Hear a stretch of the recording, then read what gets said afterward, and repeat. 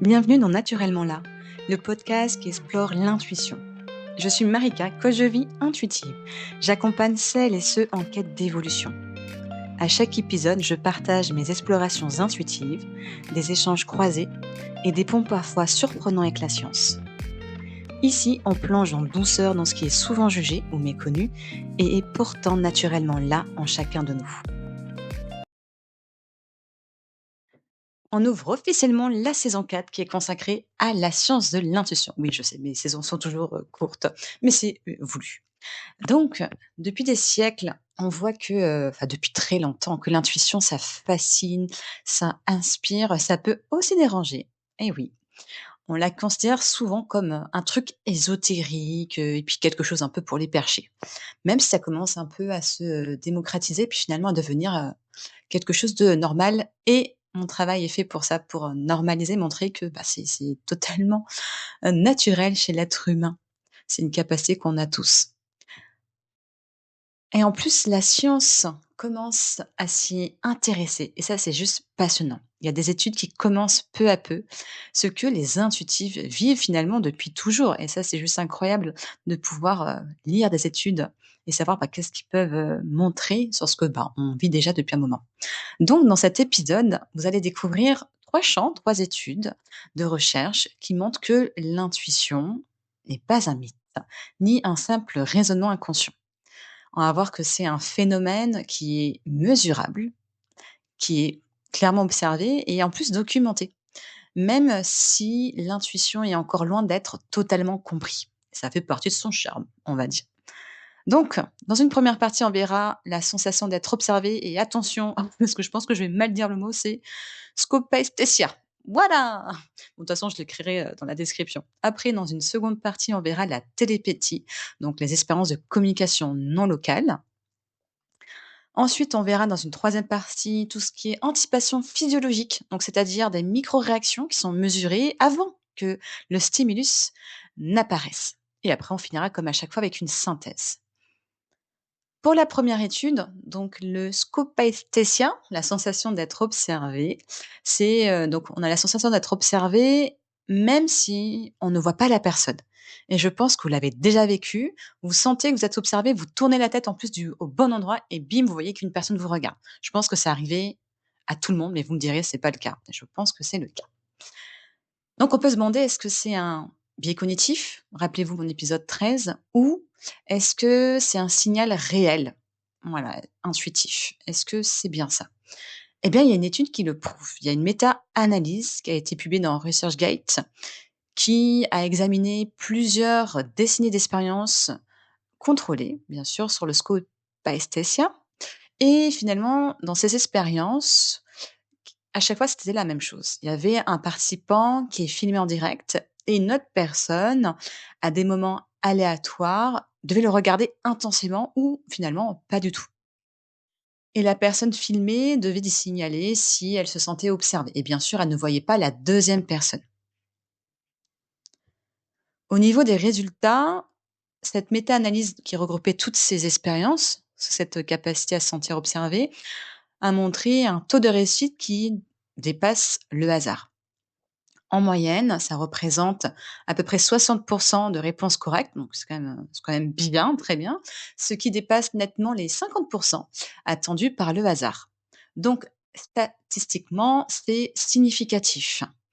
Ces résultats suggèrent qu'il pourrait exister une forme de perception subtile, et c'est ça l'intuition, une perception subtile, non sensorielle, quand l'attention d'autrui se pose sur nous. Donc pour l'instant, en tout cas moi de ce que j'ai pu, trouver, la science ne sait pas comment cela fonctionne, mais elle peut prouver que, bah, que ça existe. Ensuite, la deuxième étude que je veux vous présenter, ce sont les expériences EEG de télépathie de, attention, j'espère que je dis bien, Zilberbaum, voilà, c'est ça. Donc lui, il a sorti ses études en 1994 et c'était aussi tout autant, passionnant que l'étude d'avant. Il avait du coup mis 2 personnes dans des cages de Faraday et reliées à un EEG.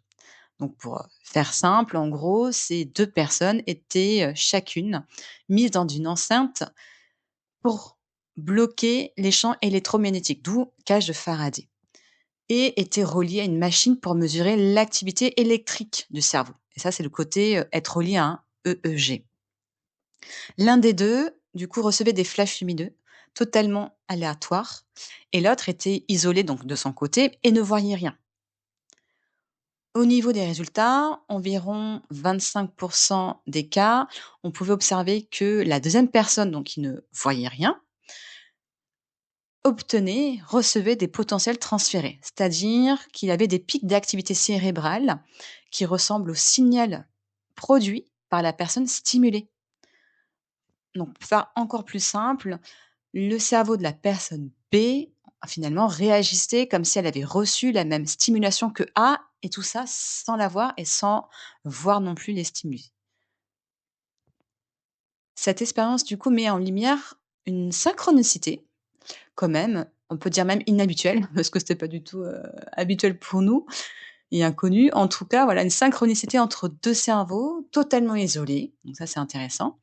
Mais l'étude aussi montrait que pour que ça puisse marcher, les 2 participants, devaient se rencontrer avant et poser une intention claire de communication télépathique.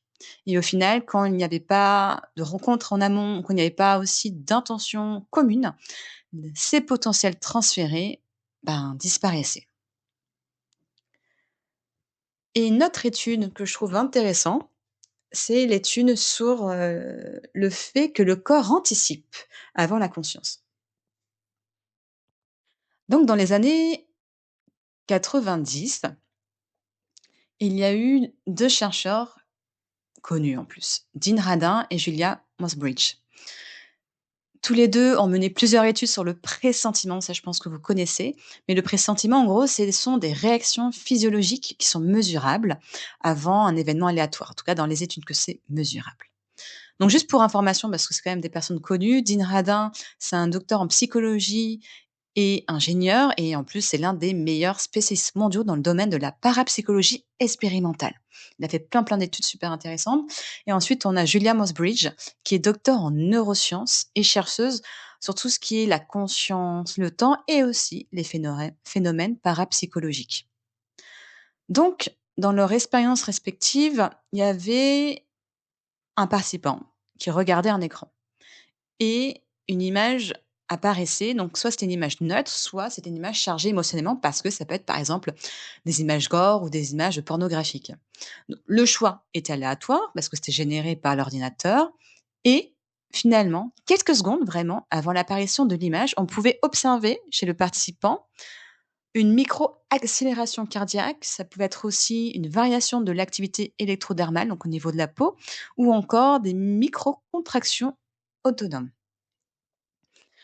Au niveau des résultats, on pouvait voir que, c'était, dans les 2 cas, statistiquement significatif, et précisément en plus, pour Julia Mossbridge, ça montrait que dans environ 60 à 70 essais des essais, pardon, le corps réagissait avant qu'un stimuli émotionnel ou significatif ne soit présenté.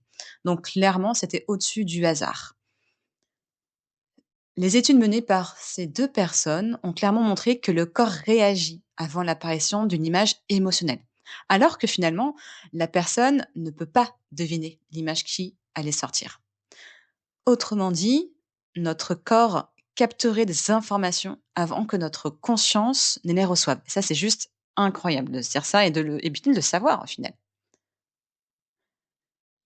Finalement, dans cet épisode, on a exploré 3 axes scientifiques qui éclairent l'intuition d'un jour nouveau, je trouve. Au niveau déjà de la sensation d'être observé, j'ai retenu le joli mot que je vous ai transmis tout à l'heure, la télépathie, et au niveau aussi de la précognition corporelle. Donc pour ces études d'intuition, on a bien vu, c'est pas du tout un mythe, c'est pas non plus un raccourci mental, et c'est, pour elle, et que je partage, un phénomène réel, mesurable, même si on est d'accord, ça reste en partie mystérieux. Je trouve que ça fait son charme. C'est plutôt sympa parce qu'on se dit: «OK, la science, ça commence, voilà, commence à rejoindre ce que les intuitifs vivent», j'ai envie de dire depuis toujours, c'est-à-dire, capter les pensées d'autrui, avoir l'impression de savoir sans savoir pourquoi, faire confiance en son corps qui sait avant bien même la tête, ou encore poser son intention pour amplifier ses expériences intuitives. Ok, elle n'a pas encore toutes les réponses, mais quand même, je trouve que ça ouvre une porte. C'est-à-dire que notre conscience pourrait être plus vaste et plus sensible que ce que nous pensons et pouvons prouver jusqu'à présent. Alors ça peut être, la conscience, ça peut être, aussi vraiment l'être en fait, l'être avec un grand E. Et voilà, la semaine prochaine, on ira encore plus loin. On va clarifier ce qu'est l'intuition et pourquoi parfois la science confond souvent intuition véritable avec intelligence inconsciente. Merci beaucoup et à bientôt.